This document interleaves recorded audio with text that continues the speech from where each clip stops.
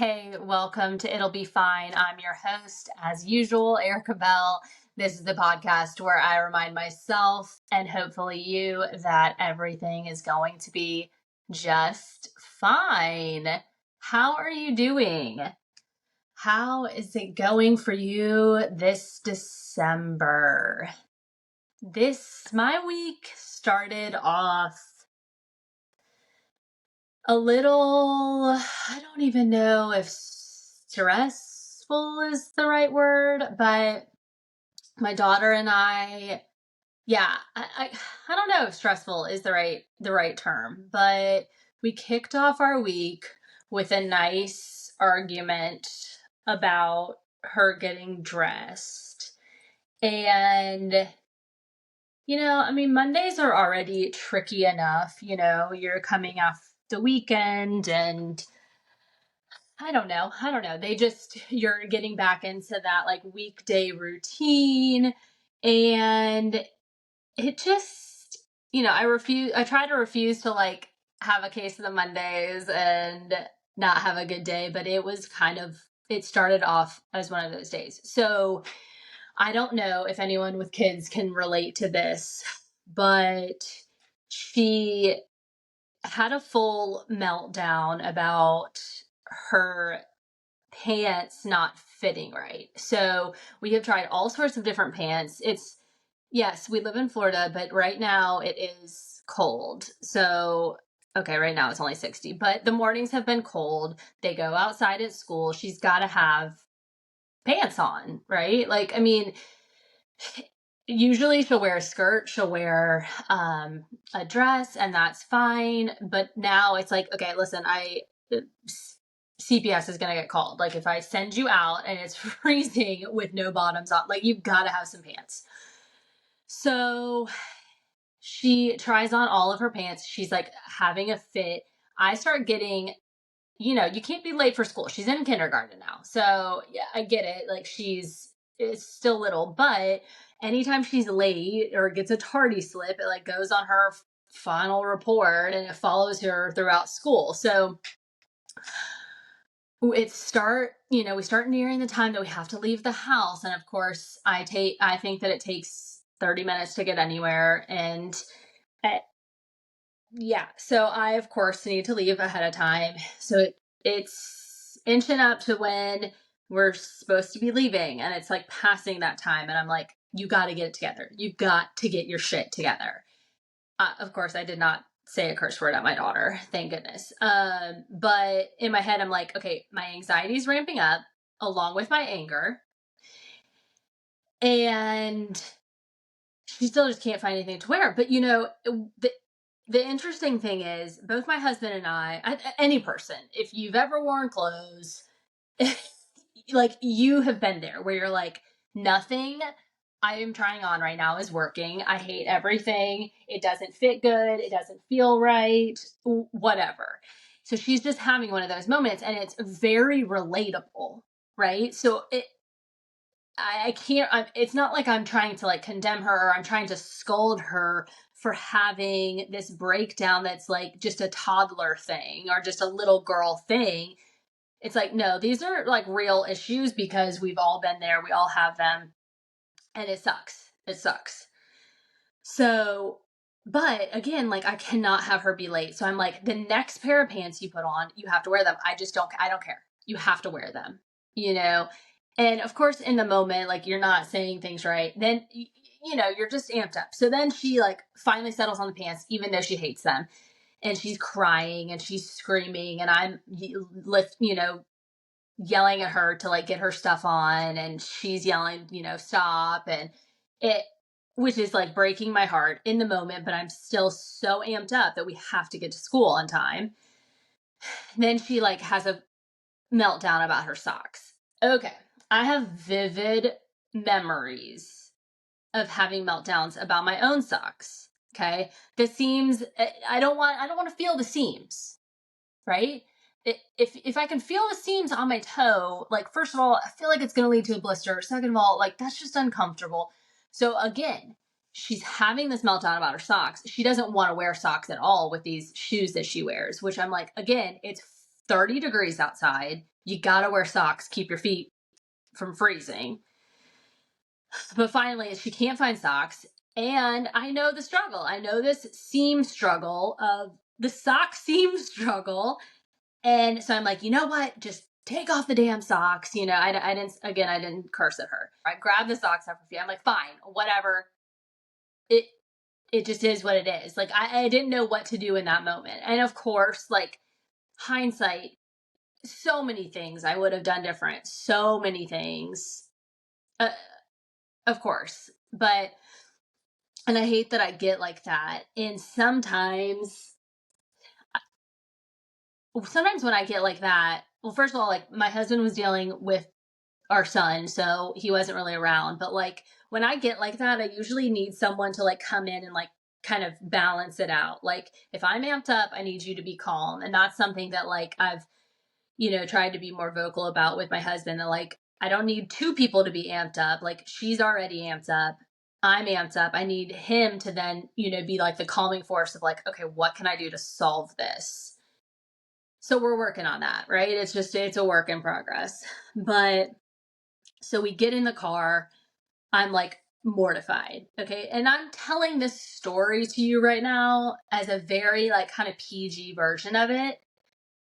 But in my head, and I sent my husband a text, and I was like, if someone saw that behavior of me, my behavior, I would be repulsed. I was repulsed at my behavior. So then it's like, I feel like shit. I feel like just a real piece of crap mom.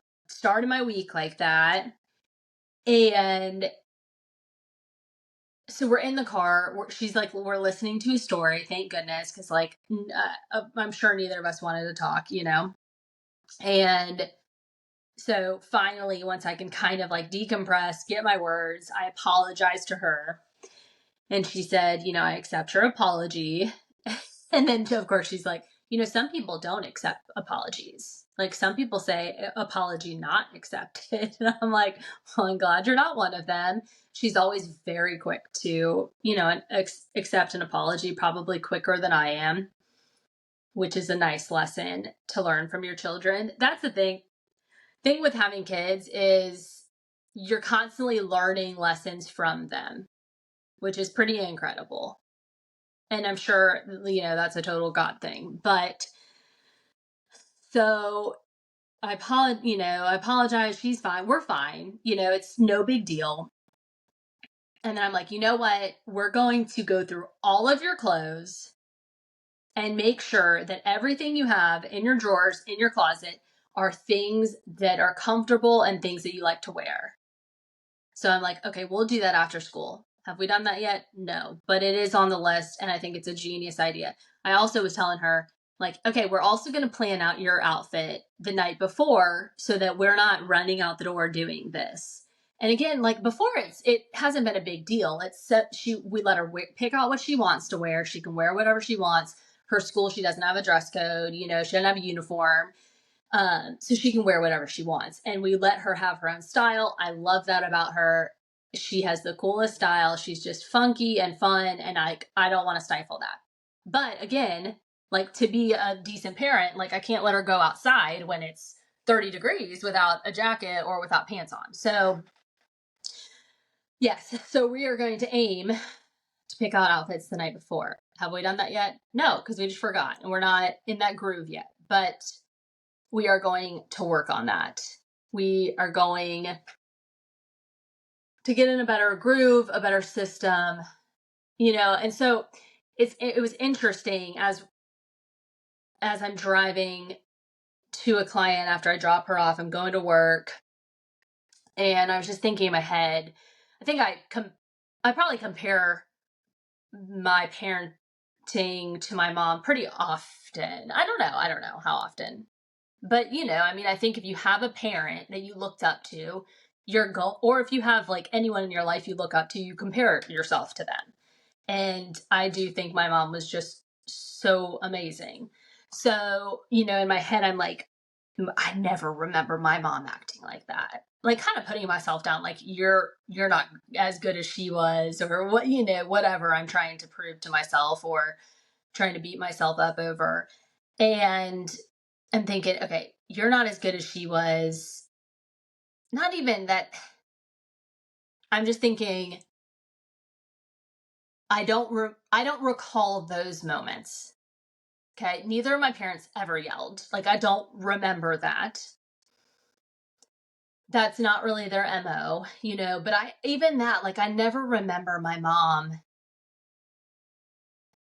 being so busy that she, not even so busy, but so stressed out that she acted like I did, like that she was so stressed out and so anxious that we weren't going to make it out the door that she just threw a fit, or she was mean to me or rude to me or whatever the words are that I was telling myself that I was being to my own daughter. I never remember those things. And we were plenty busy. She was plenty stressed out. She was plenty busy with work. She was, she had a lot going on. And I just don't recall those moments. So in my memory, I'm thinking, because I don't recall it, maybe it didn't happen. And then the more that I thought about it, the more I realized those memories, those things probably did happen. I'm sure, because she's not a saint. She's not perfect. We're all imperfect people raising other imperfect human beings as well. And there's no way she didn't lose her cool at some point, But I think there was so much good in how she parented and how good of a mother that she was overall, and how special she made things, and how loving she was, and all of those things, all of those fun memories, and just how good of a person she was. Those are the memories that stick in my head, much more so than anything negative. So, just remind myself that it's not that she was perfect and I'm imperfect, or that she was better and I'm worse. It's just that she had those moments, but she made up for any of those things by all of the good she did. That's just how I'm imagining it in my head. Who knows? If I went to therapy and I said all this, my therapist may tell me something totally different of, his thoughts on it. These are just my own self-realized thoughts. So I'm thinking that in my head, and then I'm thinking, you know what? I too think or hope that my daughter will have more of those really good, special core memories than she will have of me losing my cool sometimes, or being anxious that we're not going to make it out the door on time or to somewhere on time. So along those lines, my schedule changed that day with a client, and so I actually was able to get done with work midday. I got done early. I didn't have a later client, and I was able to go have lunch, surprise my daughter for lunch. And I really think that was just a nice kind of, what's the word I'm looking for? Just a nice way to kind of reset with her. Even though she's like, it was fine, she was done, but it was nice to be able to kind of try to erase what happened that morning and fill it with a nice surprise. Of course, then I go to school, eat lunch with her, and then she doesn't want me to leave. But overall, she liked the surprise a lot. So that, I think, has been what I've been thinking about a lot this week is, I'm going to lose my cool, or I'm going to make mistakes, or whatever it is as a mom. And when you think about it, for those of us that are like somewhat new moms, like, I've only spent 5 years of my life being a mom. So I've spent the majority of my life not being a mother, not having that role. It takes time. It takes time to be good at anything. It takes time to be an expert at something. But even that, it's like, I don't think there is such a thing as just being this like perfect mother. I think that we just have to grow and constantly do better in that role. So that's what I'm aiming to do. Grow in that role, constantly have good systems in place so I don't lose my cool, or so I don't, feel so things go okay. Like, the one thing along those lines is like, always plan that it's going to take longer than you think. You got to be at church at whatever time. You need to start planning 2 hours ahead. I just don't care. You got 2 kids. You got to get them dressed. You got to get yourself dressed. You got to get ready. We're going to have a meltdown. We're not going to like what we wear. We're going to have a blowout, whatever it is. It's going to take longer. Point blank. That's probably just in general. Okay. Everything takes longer than you think, period. Okay. So that's good. A good thing just to like have in mind. So, I think it's just, again, it's a constant evolution. It's a constant, how can I be better at something? How can I not make the same mistakes that I made before? I mean, that's a good, like, stop repeating those things. We don't want we want our daughter to be respectful in how she talks to us. And how am I going to hold her to that standard if I yell at her, or if I am disrespectful to her, because I don't play that whole, well, I'm the mom, period. Like, no, we are modeling for our children how we want them to be. So if she does not see that from me, how's she going to learn that?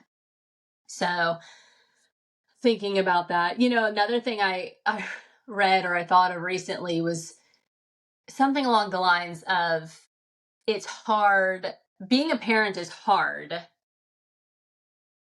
because you're a good parent. Okay. It's hard because you're a good parent, or you're trying to be a good parent. The fact that, like, if you're questioning how you are as a parent already means you're probably a pretty good one. So like, it's hard because you care. And if you're questioning all that, you're already doing a pretty good job. So those things have kind of like stuck with me of like, okay, you're right. That I know I'm a lot better out there, than it could be. But of course, that's not the standard I'm trying to hold myself to. I think just being the best that we can be. And again, learning from our mistakes. I read something else this week of, I've definitely said this before. Well, kids are resilient, oh, it's okay. Kids are resilient. Not to like brush away how I've treated my kids, but just in big situations, it's okay. They'll get past that. They are resilient. They're so tough. And in a lot of ways, that's very true. Like, kids are tough and they deal with things in a different way than adults do. And in some ways, it's a really admirable way of dealing with things, like, they don't necessarily hold grudges. They don't, I mean, there's just certain things about being a kid and the beauty of that we could try to replicate, right? But the other thing is that I was reading is like, kids aren't resilient. That's not accurate, and we need to stop saying that. If they were resilient, there wouldn't be all of these adults in therapy trying to get over what happened in their childhood. And when I read that, I was like, damn, that is spot on. That is so spot on. We need to stop saying how resilient they are and try to, if something big happens, how can we help work through that with them? Or again, how can we just be the best parents we can be without having to really add to all of their problems? Now, my therapist said this, and I thought this was brilliant. He's like, if I came into this world with like two suitcases full of baggage to deal with, I'm just trying to only pass on one suitcase to my kids, right? So we're just trying to like give them less baggage than we had, right? We know they're still going to have baggage. They're still going to have things that they need to sort through when they get to be adults. And that it just is what it is. But what can we do to minimize it as much as possible? What can we do to make their childhood the best that we can make it? And again, we're imperfect humans raising other imperfect humans, so it gets tense. Another thing I'm just throwing all these like random tidbits of that the parenting things that I was just stuck in my head this week. But something along the lines of, as we're making our children's childhood, like we are creating their childhood for them, you're also making your motherhood or your parenthood, your fatherhood. You're making that in the same in the same sentence, in the same breath. So, what do you want your parenthood to look like? What do you want motherhood for you to look like? And that was kind of an interesting shift. I don't want it to look like arguing over socks. I don't want it to look like constantly feeling like we're rushing out the door and stressed about time and those types of things. I really don't. So working to change that and working to just be better than I was yesterday, better than I was earlier this week. Yeah.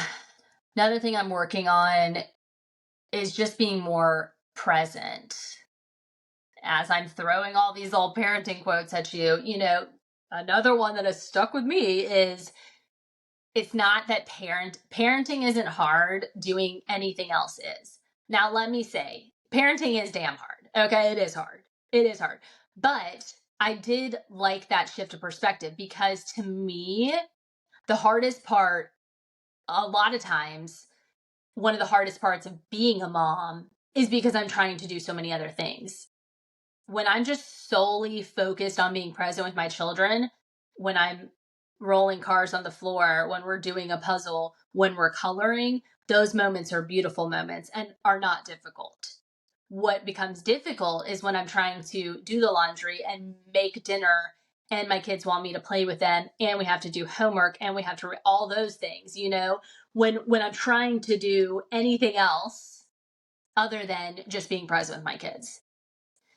So really trying to, what can I do so that I can really have that give my kids that undivided attention that they desperately need? How can I balance it out? So I used to be in a really good groove of waking up early. I would do my devotional. I would have this time. Sometimes I would throw in a load of laundry, whatever it is, get their breakfast ready. I would have this time alone before the kids got up to kind of start my day and kind of do those things so that it wasn't chaotic from the moment you wake up and you're just like trying to do it all. So putting into place those things, or I'm fortunate enough I make my own work schedule, and now of course I work for myself and it's per project, so when I'm not working, I'm not getting paid, but some of that life balance to me is worth it. I would rather be able to come home and put dinner together than work for that extra hour. Come home, put dinner together, and then go get my kids so that it's not crazy. Now, some days I have that luxury and some days I do end up working, but so putting those things into place that will make you able to really focus on parenting only and not always those other things. Again, I know that that's not easy. That's way easier said than done. Yeah, I think, I'm sure this will not be the only episode that I talk about being a parent because it is just the hardest thing in my life right now and will probably continue to be one of the hardest things in my life. The other thing that's going on this week is like every now and then I like worry about my son. Is he at the right school? Does he need more one-on-one attention? I know that him being like that, me being home with him is not, I tried that, I did that for a long time with both my kids. And I don't think that's what he needs. Obviously, if it was, then I would just make that work because, you just do whatever you have to do for your kids. But, so I had a moment this week of like, is he at the right place? Does he need a smaller class size? And then it's like going down this rabbit hole of like, okay, well, where would I find that? And,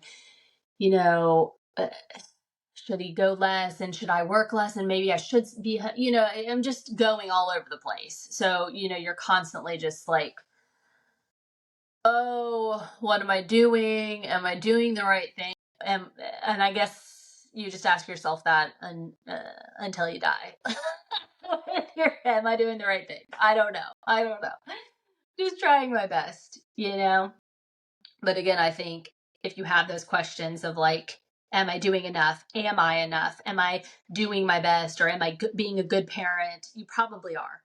Odds are, if you're asking yourself that, you probably are doing a pretty good job.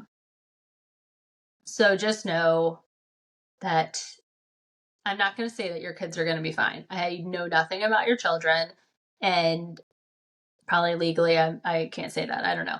But and like I said, we all need therapy probably, and it won't be any different with our kids. We just want to make it a little bit that they'll need a little bit less. So I'm not going to say that everything will be fine, because you're a perfect parent, but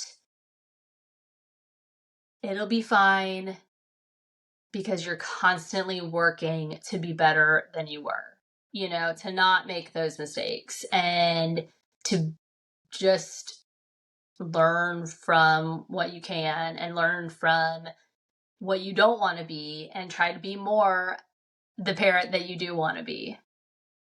It'll be fine because you're trying hard. And at the end of the day, your kids are their own people. Like when they're young, you have so much responsibility and it is your job, and they are looking up to you, and you are, doing everything you can to lead them in the right direction and mold them in a positive light. But there gets to be that point where they become totally their own people. And not to say that you don't still influence them, you will, but at, at a certain point, you also can't take all the weight of how they turn out. I mean, you have to kind of let them fly and let them be their own person. Easier said than done. I am not looking forward to that. I think it's difficult now, and I know it's going to continue to have its moments. I know some things will get easier and some things will get harder. And there's some days, some weeks where I'm like, first of all, people don't talk about this enough, about how hard it is. And if I could have felt this moment, or like the crappy moments like I have felt throughout motherhood, would I go back and do it again? And there's some days where I'm like, only a crazy person would pick this if you really knew. But I have to believe that the good in all of it, the fact that like my heart is just living, outside of my chest in these two children, like that outweighs the negative stuff. And well, listen, I'm in it now, so I got to believe that. I can't, there's no going back. I'm going to choose to believe that the good is going to outweigh all the hard, crazy moments of being a parent, right? I'm just going to choose to believe it'll be fine. Because you are a good parent. This is your reminder if you're not feeling that way, because a lot of people that I talk to that are very good parents, they don't feel like they are. Yeah. So this is your reminder that you are, and that it'll be fine because you are a good parent. I hope this message was relatable and not just a venting sesh for me. Stay tuned, and I look forward to talking to you again so soon.